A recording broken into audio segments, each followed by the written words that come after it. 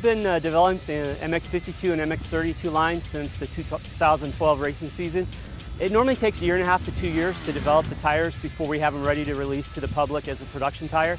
2012 we did a little bit of racing on them, but we were still working on them, working with our test group in Huntsville, Alabama, and with our people in Japan to bring the product along and get it to where it needed to be performance-wise.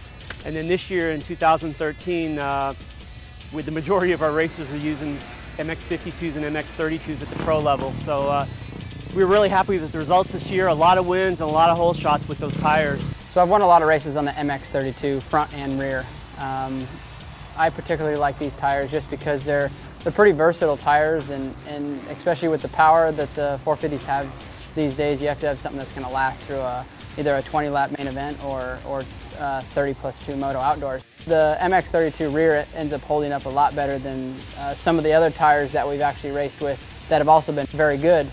But now you have the longevity with also a lot of the great features that Dunlop's put into the 32. A lot of the feedback we get from riders is actually how the tire damps, how plush it is, how it responds to bumps, the handling of the tire. Traction's important, but a lot of it's feel and predictability with the riders.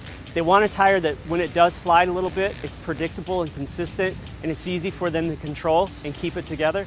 They want a tire that's plush and absorbs the impacts really well, doesn't bounce around a lot, or doesn't give a lot of feedback through the handlebars, lets them ride easier and looser on the bike. So a lot of these guys give us a lot of good feedback on how the tires are handling under obviously some very high stress and high speeds, and lets us know how it's going to work at the extreme.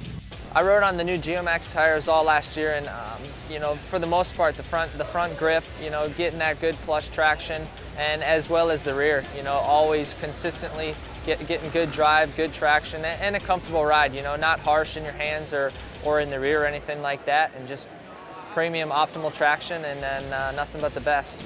Yeah, the MX32, does perform well, and in all conditions, I would say that's why it's the tire I choose most, because it's something I'm comfortable on, and it's nice to stay on something most of the time. So whether it's hard packed, a little bit sticky, or even a little bit sandy, it's going to be working. Our first win on the new tires was the Phoenix Supercross. Justin Barsha ripped the whole shot and went to his first 450 Supercross win on the new MX52s.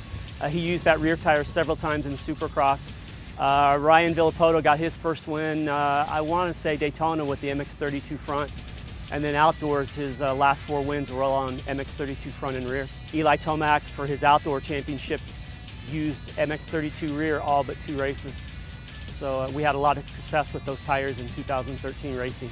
Yeah, the tires, definitely the consistency for for us, 20 laps, the track actually changes a lot in Supercross, and it goes from kind of being a little softer, and then towards the end of the race it gets harder, and the tire, it holds really well, like throughout the whole race. It doesn't really change. It kind of grips to any dirt, so that's definitely a key for a tire that I like. Last year I ran the Geomax 32 and 52 all year round, and those tires were amazing. They hooked up in places that you would never imagine they did, and to me, on practice tracks, I'd go for a long time without having to change a tire. So I feel like it's really hard to beat those tires.